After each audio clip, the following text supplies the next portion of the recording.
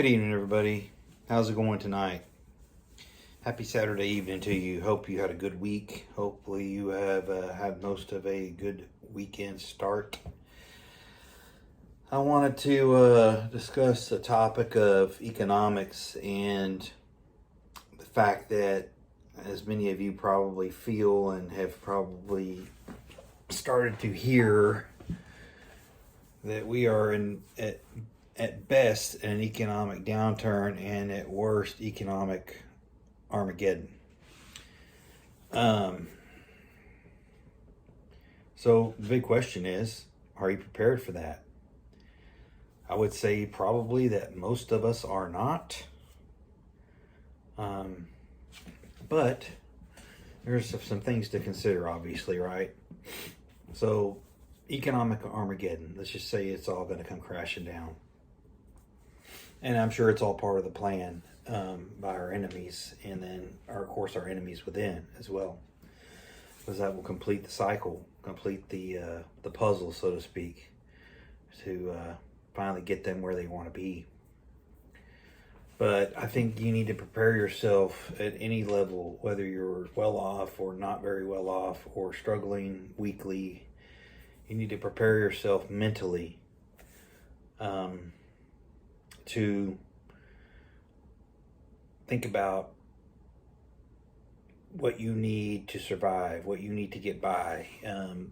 I would venture to say that most people are not mentally prepared for something like that. I think that a lot of us say that we are, but I don't know that if you believe what you hear from certain experts, they say this is going to be absolutely catastrophic. So you need to prepare yourself mentally, scrape together what you can, and start making some plans. So mentally is a whole nother piece to this, and then financials are another piece to this. I think that whether you can scrape up $100 or $10,000, whether it be cash, precious metals, other items that are valuable, gems, liquor, certain medications, freedom seeds. There's a whole lot of things that can prepare you financially other than cash, I guess is my point. We call them, barter items a lot of times. But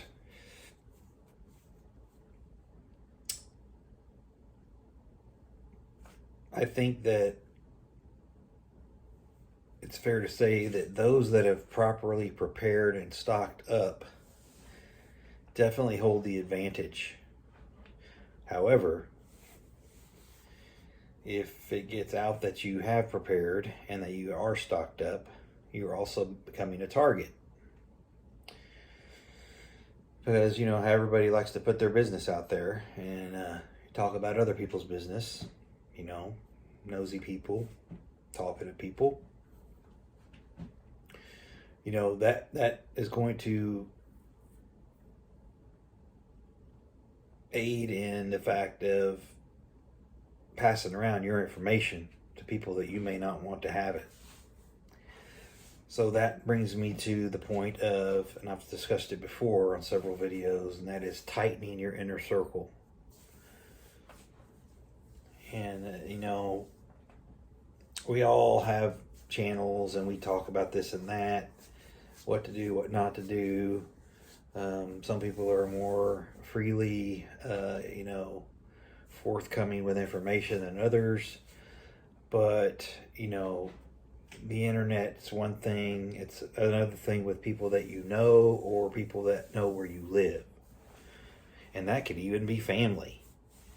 Family, friends, acquaintances, coworkers.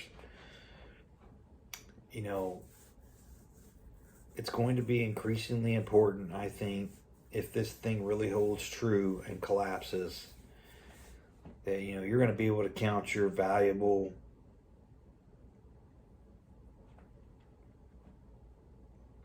friends, contacts, people that you could really trust, probably on one hand. And most of you probably know a lot of people. But I think when it comes down to the nut cutting, as we say in Texas, you're probably going to be able to rely on that many or less, myself included. So prepare yourself mentally for this to happen. I'm not saying let it consume you. I'm not saying let it take over your life, but prepare yourself mentally, because when it happens, it's probably just going to happen, and you're just going to have what you have, and, you know, there's probably not going to be any run into the ATM or anything like that. So prepare yourself mentally in that regard. Prepare yourself financially. You know, let's get a hold of what we can get a hold of. You know, pick good creative hiding spaces. Keep those fuel tanks full of fuel on the reg. Work on, you know, tightening your inner circle, and alongside that, there's a lot of talk again, and there was, you know, over a year ago, about people going gray, you know, blending in, not drawing too much attention to yourself. I think that's a very valuable piece of advice right now. And you don't need to get in the weeds and get specific with people on things that you do or things that you have. I think a lot of us do these channels because we really care about helping people, but it's also probably inadvertently making us targets, you know? So we just have to be smart about specific information that we put out there. And of course, a lot of this depends on where the hell you live, you know? Living in, you know, Texas is a lot different than living in California or New York, you know? So everybody has their own situation. Everybody has to, you know, evaluate their own conditions and politics and everything else, because there is a huge difference in those places. And I'll say, last but not least, after you have prepared yourself mentally, okay, these are the things that can happen. These are the things we're doing to lessen the impact of such a event. Once you gather all that up, and you have tightened your inner circle, and you have, you know, lessened your footprint, so to speak, with regards to, you know, going gray. Last but not least, at least, please remember to stay armed.